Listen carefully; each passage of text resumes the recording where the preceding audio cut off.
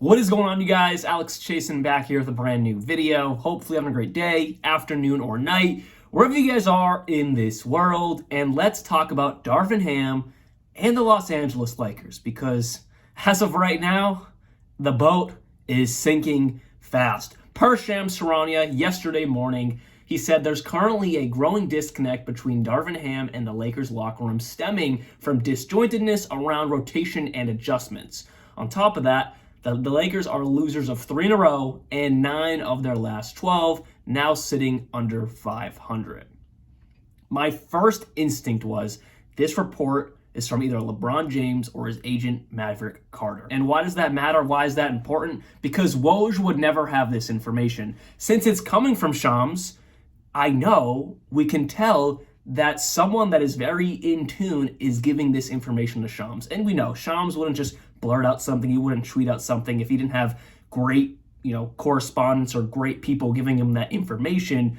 But just LeBron James and Woj's relationship has been tarnished ever since LeBron went to Miami. So Woj would never have this information. So whenever I hear anything about the Los Angeles Lakers and it's coming from Shams, I could almost guarantee it's coming from a LeBron James perspective. Maybe not the entire story, but half of it. Half of it is indeed having a LeBron spin to it because they have a very close relationship. Maverick Carter has a close relationship with Shams Charania. That whole circle there, that's why Shams gets all the Lakers and LeBron news for the most part, especially LeBron news. It's all Shams Charania, and Woj gets nothing.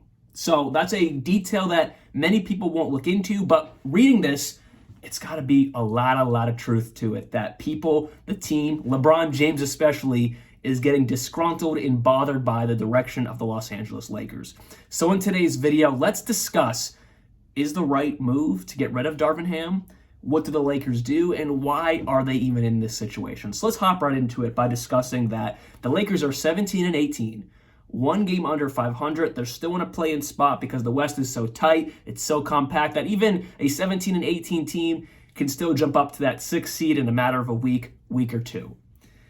But Darvin Ham as a head coach has been a disaster. I was reading the Sports Illustrated article before I clicked record, and this has been the 10th. Their loss to Miami a few nights ago was their 10th rotation they have ran this season.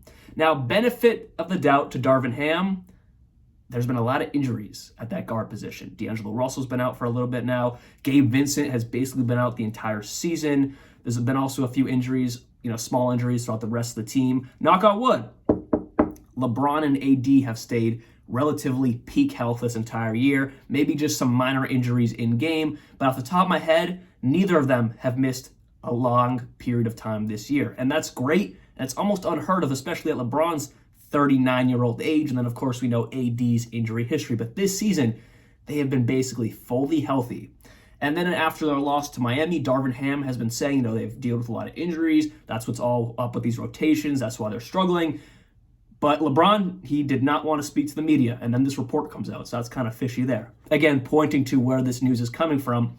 But what I wanted to go with was that Anthony Davis and both Austin Reeves said, no matter if we're down D'Lo, Gabe Vincent, they basically said no matter who we're down, we should still be winning games because they do have LeBron, Anthony Davis, AR-15. Those three right there have been at the top of their game this entire season.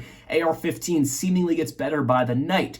And they both said no excuse to lose the games they have been losing. So now let's take a look at the lineup Darvin Ham put together against the Miami Heat. And this was at home without Jimmy Butler, and the Miami Heat still came into Staples Center, Crypto.com Arena, Crypto.com Arena, and got the W. But let's look at this lineup. You have Anthony Davis, who has continued this entire season to play amazing with 29, 17, 6 assists, 5 blocks, and 3 steals. Played 43 minutes. LeBron James didn't have the greatest game, but that's okay. He's 39 years old, and most of the time he's still playing as a top 1% player in this game, but he didn't have his best game. But then Austin Reeves, he carries the load, 24 points, 5 rebounds, 8 assists. That's, 8 assists is a ton for someone like AR-15. So that's a really good game from him being that point guard because he was playing point guard. Now, that's another problem is you have Austin Reeves playing point guard. My issue is not necessarily the lineups that are going out on the court. They are suffering a lot of injuries, but name me one team out of all 30 that is not suffering at least one injury that hinders either their bench unit or their starting lineup in some way. You're not going to find one. I promise you. You can go down the list of all 30 teams, and maybe, yes, tonight they're fully healthy, but then by next game, someone's going to be out due to rest, due to some quad strain, whatever it may be. There's always going to be something going on in every single team. So I don't like to go down the avenue as that is an excuse, but it's definitely something to look at. So my problem is not the lineups going out on the court. It's the fact they can't win. I mean, AD and Austin Reeves both said it themselves. It's not an excuse. They have LeBron James. They have Anthony Davis, 2 top 10, 12 players. I'm going to say top 10 because they're earning it this season in this league. 2 top 10 guys. Austin Reeves gets better all the time. And you have a very, very solid rotation around them, which leads me to my next point. This team made the Western Conference Finals last year. Relatively the same unit. They re-signed AR-15. They re-signed Rui Hachimura. They re-signed D'Lo. They got Christian Wood in free agency. He was supposed to be an impact player. They signed Jackson Hayes. They re-signed Jared Vanderbilt. This team, they got Cam Reddish. They got Taurean Prince more, even more wing depth. This team was supposed to go from the Western Conference Finals. Struggled tremendously at the beginning of last year, but that second half of the season, one of the best defensive teams in the league. The offense wasn't great, was never the strong suit, but that defense was so top tier that they could carry them to the Western Conference Finals by beating Memphis, by beating the Warriors. Obviously got a very hefty sweep by the Nuggets, but every game was close due to their defense. Now their defense is middle of the pack. Their offense has always been middle of the pack, and now they're around a 500 team. And it might not seem fair to put all the blame on Darvin Ham, and it's definitely not, because look at that bench unit. This free agency, I gave them an A+. They had a fantastic free agency, and most of them are not performing to what they should be doing. But where's that stemming from? Is it stemming from disbelief in those guys, in Darvin Ham? Is it stemming from guys like LeBron James, Anthony Davis, even AR-15, who's probably their third best player, playing so top level, and Darvin Ham can't grasp a win out of those 3 guys? And is that stemming down to lower tiers of the rotation? And they're like, well, what is going on here? Because if LeBron doesn't believe in Darvin Ham, which I'm pretty sure he doesn't, based off what I said earlier, if that Shams report came out, it's got to come from someone, and LeBron, it's probably up stemming from that level echelon on the Lakers. So if LeBron doesn't believe in Darvin Ham, why would the lower tier bench guys believe in him as well? LeBron didn't speak to the media after the last game. It is not looking very good for Darvin Ham's tenure in Los Angeles. So if you fire Darvin Ham mid-season, what direction do they go with? Do they go out and just get a random guy off the streets, whether that's Doc Rivers, Mike Budenholzer? I hate to say it, but he's still an option, Mike D'Antoni, or they go in-house, an assistant coach who seems to be understanding the grasp of what needs to happen. I don't know. Maybe you don't go with an assistant, because if Darvin Ham cannot control what's going on in this system, can't run good rotations, can't run a good offense, has no good schemes focusing on the other team, and LeBron James agrees with none of it, why would the assistant coach who is under Darvin Ham be able to do any better? So maybe you do have to look at the outsiders. Doc Rivers, but he's living his best life on ESPN. Mike Budenholzer, he lost his brother last year during the playoffs. I don't know if he wants to come back into coaching right now. On top of losing his brother, he lost his job. Maybe he doesn't want to go into somewhat of a messy situation and try to pick everyone up. Or maybe he's not in the right headspace for that. Or Mike D'Antoni, an older guy, has already accomplished what really he's needed to accomplish in his coaching career.